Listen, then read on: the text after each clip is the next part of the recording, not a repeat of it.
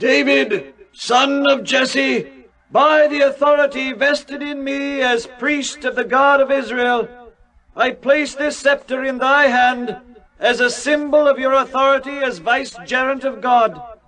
Upon your brow I place this diadem, crowning you king, king of all Israel.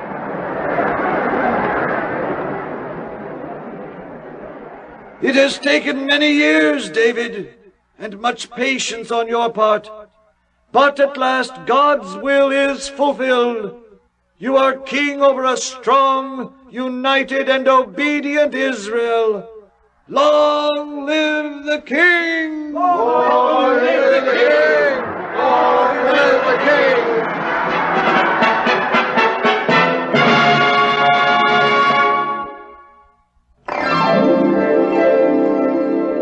Well, Uncle Dan, must be you're going to tell us another Bible story about David. That's right, Aunt Sue. In fact, it's the first chapter in a 4-part series. This particular episode is found in 2 Samuel, chapter 5, and I call it A Tunnel to Success.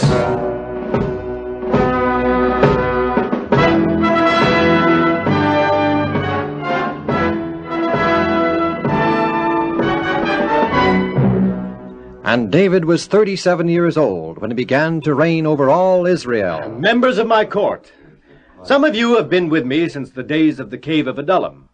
Some of you held your positions under King Saul. But all of us together have a solemn duty to perform for Israel, God's chosen people. Long live the king! God covenanted with Abraham, Isaac, Moses, and many others of our forefathers to make of his people a great people, like the sands of the sea in number, countless as the stars in the heavens, the most powerful people on earth and the greatest of all nations. If we obey his will and keep our part of the covenant, these things shall come to pass. We will keep his commandments and walk in his statutes, O king. Long live the king! Our first duty is to choose a site better fitted than Hebron to be the capital city of such a great and powerful nation. On that site we'll build a city. It shall become known far and wide as the capital city of Israel, wherein dwell the leaders of God's people. The name of the city itself shall become symbolic of the greatness and the omnipotence of our God. Glory be to the name of Jehovah! I've discussed the matter of a proper site with several of you. We are agreed that the site now known as Jebus is suitable. It's 20 miles from here. In days of old it was known as Salem, and the ancient priest Melchizedek lived there. It's situated in a central position of Israel. It's elevated and thus protected by its hills. It has easy access to all the tribes of our people. Are there any objections to this site as the future location of the capital of Israel? Your Majesty, Yes, General Joab. Your Majesty, I'm fully in accord with my king's selection of Jebus as the crown city to be of the Hebrew nation. However, I should like to point out that for centuries, ever since the death of Joshua, the city of Jebus has been occupied by the Canaanites or Jebusites, and that it is an impregnable stronghold. I agree with that. My men and I have personally inspected all the defenses of Jebus, both natural and man-made, Your Majesty, and we could find no weakness or flaw. Unless God works a direct miracle, I see no hope of ever acquiring Jebus. We cannot expect God to work a miracle for us if there's any way at all that we ourselves can accomplish the task. Well, I readily admit that, Your Majesty, and it is exactly why I said God would have to perform a miracle if we are ever to occupy Jebus. We of ourselves can never capture it. There's a flaw in the defenses of Jebus. There is? One tiny flaw. A flaw that's been overlooked. But if we take advantage of it, the site can be taken. What is the flaw, Your Majesty? I'm going to reveal it to all of you. The first one of you who successfully uses it, resulting in the capture of the Jebusites and their city, will become commander-in-chief of the combined armies of Israel and Judah. There's no well or spring of water within the city walls of Jebus. Yet for centuries, Jebus has been able to withstand all sieges, regardless of their length, because they have an unlimited supply of water from outside the walls. Water from the spring called Gihon. The problem was how to get the water inside the walls during the siege. Well, to accomplish this, the Jebusites built a tunnel level with the spring, westward through solid rock. The continuous flow of the spring keeps this tunnel filled, or nearly filled, with water. Then they dug a shaft straight up to a place inside the walls of the city. Thus, they're able to get water by merely drawing the water up with buckets to the top of the shaft. Ah, I'm beginning to understand. Your Majesty, is this tunnel from the spring to the shaft completely filled with water? Viewing the opening of the tunnel from the spring, it's not completely filled. However, if the tunnel slopes downward, the inner part would be filled. One might have to swim underwater to reach the shaft. Yes, I believe one might. Does His Majesty have any knowledge at all of the shaft going up into the city? How large it is or how high? It may be large enough for only a bucket, or it may be much larger. Only the Jebusites seem to know. They keep it a secret. Any other questions? It's our only avenue into the city and its eventual capture. Now, here's the plan. The first one to gain entrance into the city by way of this tunnel and shaft will make his way to the gate and let our army in. And Joab and his men went out to take the stronghold of the Jebusites, the city which David desired to become the capital city of the nation. Now in the city of Jebus... Captain! Captain of the guards! Captain! Yes, what is it, watchman? Sir, from my lookout up here on the wall tower, there appears to be an army of soldiers approaching the city. What? Did you say an army? Yes, sir. From which direction is it approaching? From the highway that leads to Hebron, sir. Hebron! Watchman, tell the bugler to sound an alert. Just as soon as I can get away, I'll join you up there. Yes, sir. Guard! Guard! Yes, sir, Captain. An army is approaching the city. Now clear the gates of all traffic. Allow a little time for the people still outside the walls to return, and then order the gatesmen to close and secure the gates. That is all. Right away, sir.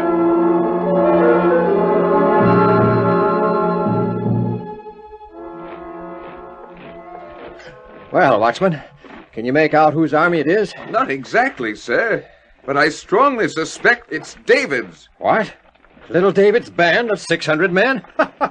Sir, he's the David who slew the giant Goliath, and he is now king of all Israel. Yes, I know. His army now numbers well into the tens of thousands, sir. But what could David be sending his army to Jebus for? Perhaps he plans to take over our city. Take over Jebus? What with, his slingshot? Ha ha! Well, if David is that stupid, he'll soon discover that his armies of tens of thousands is no match for a city with walls tens of feet high. It is David's army. I recognize their leader, Joab. Oh, he's a mighty warrior. You up there on the city wall. I hear you, Joab, David's general. Say on. In the name of David, King of all Israel, I demand that the gates be opened and the city of Jebus be surrendered to my forces at once. Oh, so you demand, do you? Well, now, you may demand all you wish, General Joab, but I will command that the gates of Jebus remain as they are, closed and barred. If you refuse to obey my orders, then my army will lay siege to Jebus, and in time we will take the stronghold. Go right ahead, my man. Lay all the siege you wish. Know you not that for centuries Jebus has withstood all enemy attack? You shall not come into the city. If you ever did, the lame and the blind would turn your back. The forces of Joab were stationed at the city gates and instructed to be ready for immediate attack at the moment the gates should be flung open. Corporal. Yes, Joab, sir. Come with me. Yes, sir. Where are we going, sir? The spring of Gion. Oh, to get water, sir? David has pointed out that we may be able to find entrance to the stronghold at the spring of Gion. He also said that the first man to successfully enter the city of Jebus would become commander over the combined forces of Israel. And I intend to be that man. Yes, sir. Now, Corporal, we're going to study the situation here, see if the water can be choked off sufficiently for a short time to allow us to make our way down this tunnel to where the vertical shaft is. Now, do you think it is best to go this way?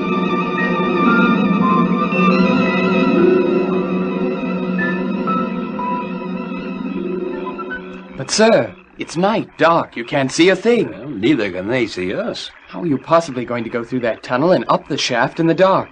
You probably couldn't do it even in the daytime. Our only chance of success is while it's dark, in the early morning, when it is least likely that someone will be at the shaft drawing water. I'll go into the spring first, then start down the tunnel. You follow close behind. The water is down enough, so we may be able to keep our heads above all the way. I estimate the tunnel to be, 50, 60 feet long. Yeah, you ready? Yes, sir. All right, here we go.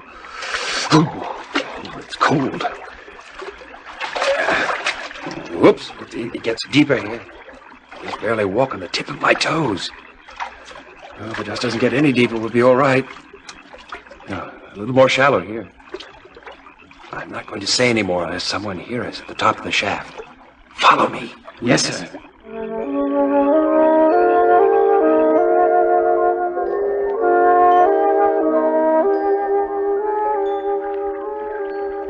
This far was easy, but getting up that shaft. Can't see a thing up there, not even the stars. Can you feel the opening to the shaft? Not yet. I'm feeling around, and here it is. It's not a very large opening. I can make it. Here, let me stand on your shoulders. What are you going to do? To the top of the shaft? Of course, sir, but how? Well, this shaft is just big enough for me to work my way up with my back against one wall, my feet and hands against the other. But isn't it wet and slippery? No, the shaft diggers weren't too particular about making the wall smooth. Ooh, there, I'm all set. From now on, we will say not one word. I'll work my way to the top slowly. When I get there, that'll be the signal for you to make your way back out to the spring, then to the camp. Tell David I will make my way to the north gate. Open it just at dawn. Success to you, sir, and God be with you. See you at sunup.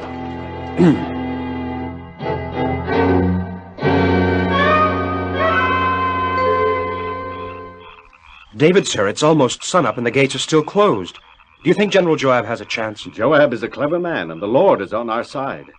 I believe that... The gate, it's opening. Forward! Forward, armies of Israel! Into the city! So David overcame the Jebusites and took the stronghold, and dwelt in the fort and called it the City of David. It later became known as the City of Jerusalem, City of Peace. This is a wonderful place for Israel's capital. Situated on 2 hills, naturally fortified on 3 sides, with beautiful and fertile valleys in between. But this place, as the Jebusites used it, isn't nearly big enough for the capital of a large nation like Israel. Well, there's plenty of room to build. Exactly, Joab. And I'm going to rebuild the city and enlarge it inward toward the Hinnom Valley. It's going to be a beautiful place, Your Majesty, and absolutely impregnable, since I established defense at the Gaian Spring Shaft.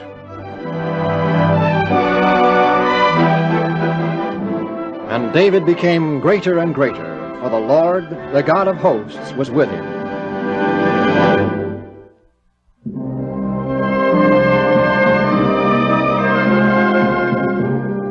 Far to the north of any land assigned by Joshua to the children of Israel, there was a small nation called Tyre. Its king during this time was Hiram. The kingdom of Tyre was so small that its people, when invaded by an enemy, would cross an open bay of water to the island of Tyre. This island contained only 140 acres, and eventually became the exclusive habitation of the Tyrians. General? Yes, Your Majesty, great and mighty King of Tyre. I understand some of your spies have just returned from the south. Any new developments in the land of Canaan? Yes, Your Majesty. Many important things have been taking place in and around Israel. David has been made king of Israel as well as Judah. His subjects love and respect him. Thus, it is inevitable, Your Majesty, that Israel becomes a strong and united nation. And he started out as a mere shepherd lad. Amazing. Anything else of importance? Yes, sire. David and his army have captured the stronghold of the Jebusites. You mean the fortress city of Jebus has finally been taken? Yes, Your Majesty. Oh, he is a man of great prowess, David. You know, General, I think it's about time we make an alliance with him. We are a small country, but rich. His kingdom is large and powerful. A combination of the two should be invincible. I heartily agree, Your Majesty. City of Jebus. Just what purpose did David have in going to the trouble of taking it? After all, it is only a mere dot on the landscape of Israel. It is to be the capital city of Israel, Your Majesty. So that's it. Scribe, summon all the members of my court to a special session immediately.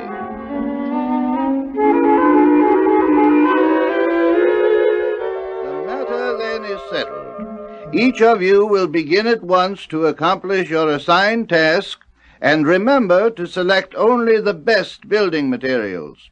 In the meantime, I shall send messengers to David to inform him of my purpose. I am sure he will welcome our aid. You are dismissed.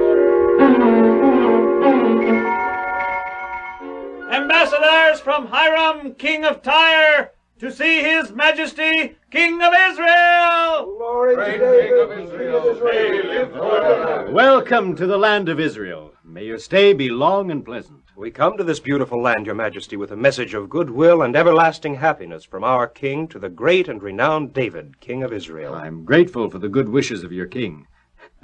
But surely he sends you on this journey of many days for a greater purpose than greetings and best wishes. His majesty's perception is unparalleled.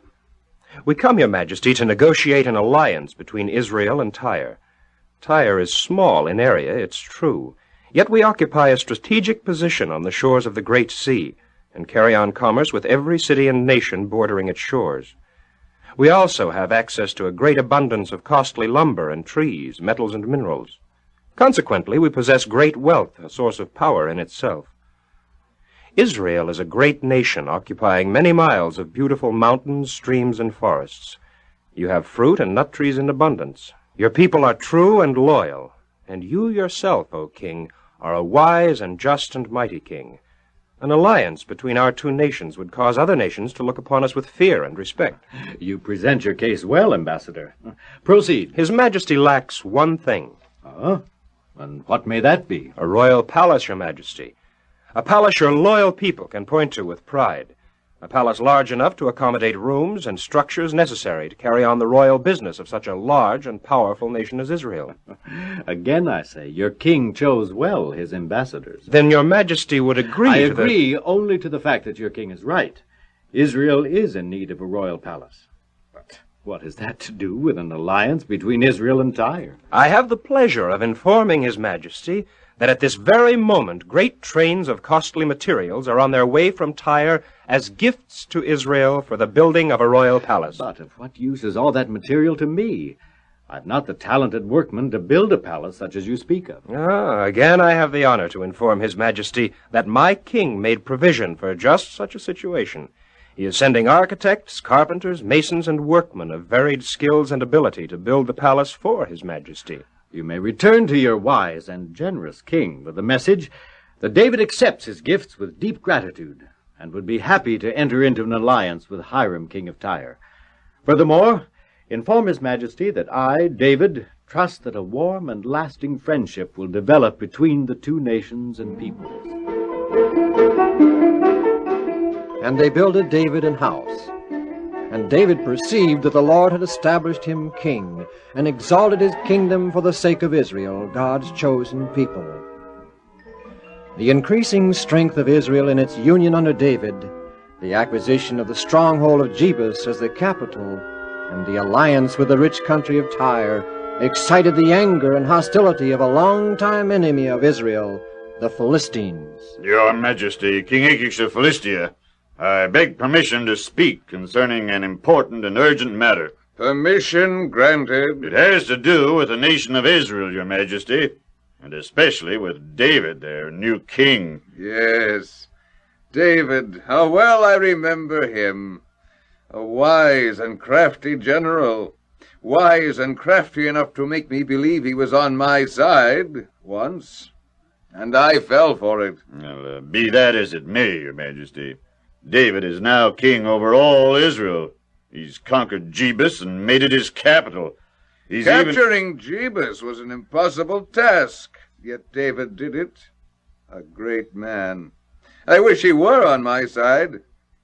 Proceed. The latest development, Your Majesty, is that David and Hiram, king of Tyre, have made an alliance. A dangerous alliance. Looks like David's out to conquer the world. He can do it, too, sir. unless someone stops him. Do you think you can stop him? Well, I'd like permission to try, Your Majesty. How many men, chariots, and horsemen can you muster? Enough to defeat an army many times the size of Israel's. How soon can you march against David? Almost immediately, Your Majesty. Permission granted. For some reason, whenever David is mentioned, I get all cold inside, as if some magic is at work, some magic that seems to assure David a victory. I just can't get that feeling out of my mind. I know exactly what you mean, sire, and it shows how clever David really is. He has purposely created a magical myth about his God being the source of all his successes and victories. But I assure you, sire, there's nothing to it. The only magic of war is this, the sword. Permission granted, and good luck to you. Long live the king. Greetings, General Joab. Your request for an audience mentioned the Philistine army enmassed in the valley of Rephaim. Yes, sir. I came to ask His Majesty what he wishes done in the matter. Thank you, Joab. I shall retire to my private chambers and inquire of the Lord what is to be done.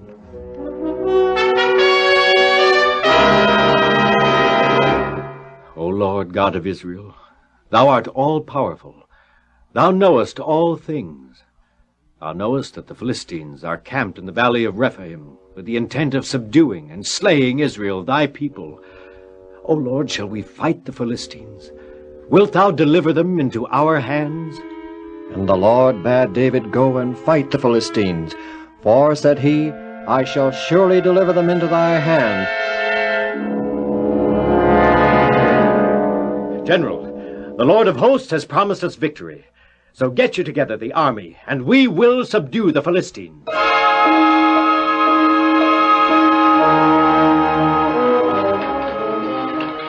The Lord has kept his word.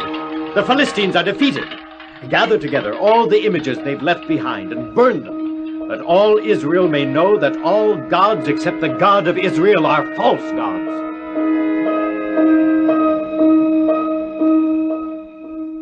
What excuses are you going to make this time about the defeat you suffered by the inadequate, untrained, and outnumbered army of David? None, Your Majesty. Except he was lucky. You still think the tales of the power of his God are myths? Yes, Your Majesty, I surely do. Given the time, opportunity, and men, I can prove it. I can wipe David and his army off the face of the earth. Where are you going to get the men? You've already lost thousands in the war against the Israelites. I will muster every able-bodied man in all our cities, and the cities of our allies. You have my permission. You may withdraw. Yes, General Joab, I know. The Philistines are once again in the valley of Rephaim. They have a much larger force than before, Your Majesty. The Lord God can defeat many or few. It matters not. He's all-powerful. Then we are going to fight them? I'll let you know as soon as I seek counsel of the Lord.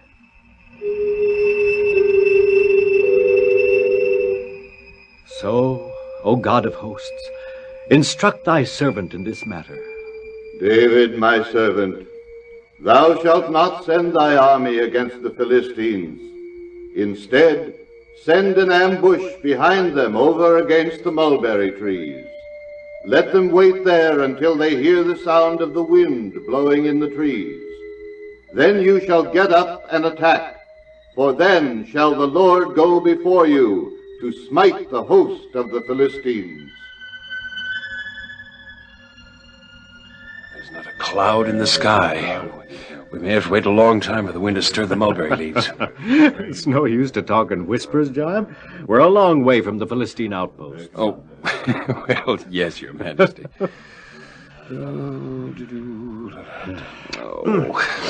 The hardest thing in the world to do is nothing. Just sit still and wait. One has to learn to be patient, Joab, to wait upon the Lord. I'm not impatient, Your Majesty. I just want to be up and doing things. I know. Why doesn't His Majesty recite a psalm for us? Yes, Your Majesty. All right. I will praise thee, O Lord, with my whole heart. I will show forth all thy marvelous works. When I consider the heavens and the works of thy fingers, the moon and the stars which thou hast ordained, what is man that thou art mindful of him? Listen. Begging His Majesty's pardon with the wind, it blows through the mulberry leaves. It is the sign that the Lord will deliver the Philistines into our hands. Give the signal to attack. Yes, sir. Trumpeters, the signal to attack!